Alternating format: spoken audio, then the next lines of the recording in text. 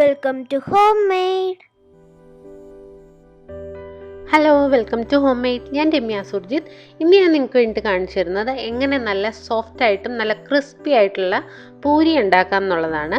പൂരി ഉണ്ടാക്കുമ്പോൾ പലരുടെയും പരാതിയാണ് നല്ല ക്രിസ്പി ആയിട്ട് കിട്ടുന്നില്ല, നന്നായിട്ട് വീർത്ത് പൊങ്ങി വരുന്നില്ല എന്നൊക്കെയുള്ള പരാതിയുണ്ട്. അതുപോലെ തന്നെ തണുത്ത് കഴിഞ്ഞാൽ സോഫ്റ്റ് ആകുന്നില്ല, ഭയങ്കര കട്ടിയായിട്ട് തോന്നുന്നു എന്നൊക്കെ ഉള്ള പരാതികളുണ്ട്. അപ്പം അങ്ങനെയൊന്നും അല്ലാതെ നമ്മൾ ഹോട്ടലിൽ നിന്ന് വാങ്ങുന്ന പോലെ നല്ല ക്രിസ്പി ആയിട്ടിരിക്കും. ചൂടോടെ ഉണ്ടാക്കി ഉടനെ കഴിക്കാൻ നല്ല ടേസ്റ്റാണ്. നന്നായിട്ട് വീർത്ത് കിട്ടുന്ന നല്ല പെർഫെക്റ്റ് ആയിട്ടുള്ള പൂരി എങ്ങനെ ഉണ്ടാക്കുന്നതെന്ന് നമുക്ക് നോക്കാം.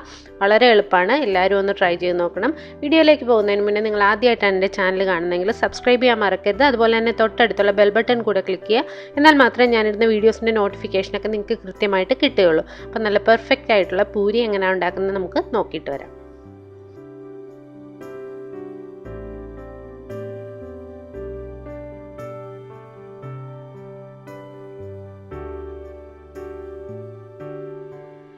അപ്പോൾ നമുക്ക് ആദ്യം പൂരിക്കുള്ള മാവ് റെഡിയാക്കാം. അതിനായിട്ട് ഞാനൊരു ബൗൾ എടുത്തിട്ടുണ്ട്. ഇതിനകത്തേക്ക് 1 കപ്പ് ഗോതമ്പ് പൊടി ചേർത്ത് കൊടുക്കാം. ഗോതമ്പ് പൊടിയുടെ കൂടെ നമുക്കിതിനകത്തേക്ക് വേണ്ടത് 1 കപ്പ് മൈദ കൂടെ ചേർത്ത് കൊടുക്കുന്നുണ്ട്. 1 കപ്പ് ഗോതമ്പ് പൊടി എടുക്കുമ്പോൾ 1 കപ്പ് മൈദ കൂടെ ഞാൻ ചേർത്ത് കൊടുക്കുകയാണ്. നിങ്ങൾക്ക് വേണമെന്നുണ്ടെങ്കിൽ 2 കപ്പും ഗോതമ്പ് പൊടി തന്നെ എടുക്കാം, മൈദ ഉപയോഗിക്കേണ്ട. പക്ഷെ മൈദ ഉപയോഗിക്കുന്നത് എന്തിനാന്ന് വെച്ചാൽ ഒരു സോഫ്റ്റ്നെസ് കിട്ടാൻ വേണ്ടിയിട്ടാണ്. പൂരി അല്ലെങ്കിൽ തണുത്ത് കഴിയുമ്പോഴേക്കും ഭയങ്കര കട്ടിയായിട്ട് നമുക്ക് കഴിക്കാൻ ബുദ്ധിമുട്ടുണ്ടാകും ഗോതമ്പ് പൊടി മാത്രമാണെങ്കിൽ. അതിന് വേണ്ടിയിട്ടാണ് മൈദ കൂടെ ചേർത്ത് കൊടുക്കുന്നത്. പിന്നെ അതിനകത്തേക്ക് 1 ടേബിൾ സ്പൂൺ റവ ചേർത്ത് കൊടുത്തിട്ടുണ്ട്. പിന്നെ നമുക്ക് ആവശ്യത്തിന് ഉപ്പ് ചേർത്ത് കൊടുക്കാം. ഈ റവ ചേർത്ത് കൊടുക്കുന്നത് പൂരി നല്ല ക്രിസ്പി ആയിട്ട് വരാൻ വേണ്ടിയിട്ടാണ് കേട്ടോ. പിന്നെ നമുക്ക് ഇതിനകത്തേക്ക് വേണ്ടത് 1 ടേബിൾ സ്പൂൺ എണ്ണയാണ്. ഞാനിവിടെ സൺഫ്ലവർ ഓയിലാണ് എടുത്തിരിക്കുന്നത്. ആ 1 ടേബിൾ സ്പൂൺ എണ്ണയിൽ ഞാനിപ്പോൾ പകുതി, അതായത് 1/2 ടേബിൾ സ്പൂൺ ആണ് ഇപ്പോൾ ഒഴിച്ചു കൊടുത്തിരിക്കുന്നത്. ഇനി ഇത് ബാക്കി 1/2 ടേബിൾ സ്പൂൺ നമുക്ക് പിന്നീട് ചേർക്കാം. ഇനി ഇത് നന്നായിട്ട് ഒന്ന് കൈകൊണ്ട് മിക്സ് ചെയ്ത് കൊടുക്കുക. ഉപ്പും എണ്ണയും എല്ലായിടത്തും എത്തണം. അതിന് വേണ്ടിയിട്ട് ആദ്യം ഒന്ന് ഡ്രൈ ആയിട്ട് തന്നെ ഒന്ന് കൈകൊണ്ട് മിക്സ് ചെയ്ത് കൊടുക്കുക. അതിന് ശേഷം നമുക്ക് വെള്ളം കുറേശ്ശെ ഒഴിച്ച് ഇത് നനച്ചെടുക്കാം.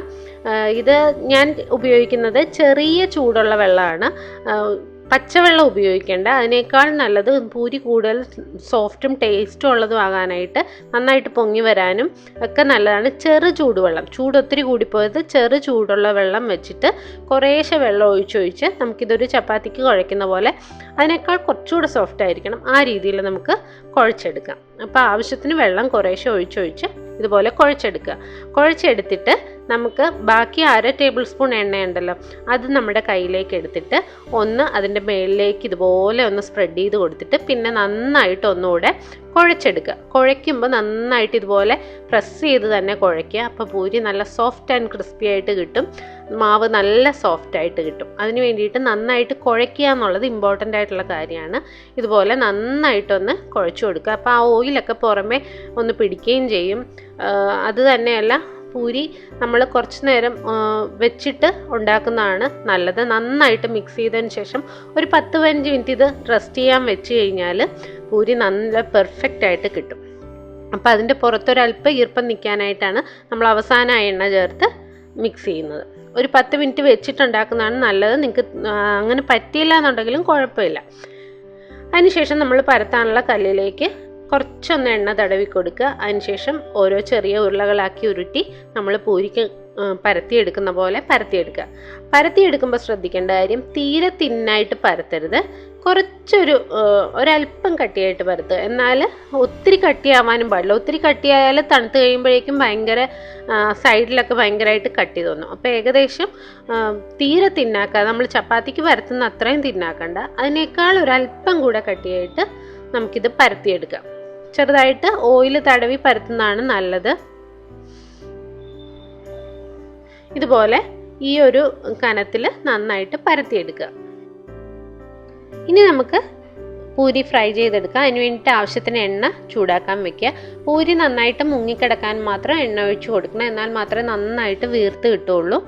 അപ്പം ഞാനിവിടെ സൺഫ്ലവർ ഓയിലാണ് ഉപയോഗിക്കുന്നത്. നിങ്ങൾക്ക് ഏത് എണ്ണയായാലും ഉപയോഗിക്കാൻ കുഴപ്പമില്ല. അതിനുശേഷം നമുക്ക് ഓരോ പൂരിയായിട്ട് ഇതിനകത്തേക്കിട്ട് ചുട്ടെടുക്കാം. അതുപോലെ തന്നെ ആദ്യം എണ്ണ നന്നായിട്ട് ഹൈ ഫ്ലെയിമിലിട്ട് ചൂടായി വരുമ്പോഴേക്കും തീ കുറച്ച് വയ്ക്കുക. എന്നിട്ട് എണ്ണ നന്നായിട്ട് ചൂടായതിന് ശേഷം മാത്രമേ പൂരി ഇടാവുള്ളൂ. അപ്പം പെട്ടെന്ന് നന്നായിട്ട് പൊങ്ങി വരും. അത് തന്നെയല്ല, എണ്ണ നന്നായി ചൂടായി കഴിഞ്ഞാൽ തീ നന്നായിട്ട് കുറച്ച് വെച്ചിട്ട് പൂരി ഇടുക. പൂരി ഇട്ട് കഴിഞ്ഞാൽ ഉടനെ അങ്ങ് കുറയ്ക്കുക, അല്ലെങ്കിൽ പെട്ടെന്ന് പൂരി മൂത്ത് പോവും.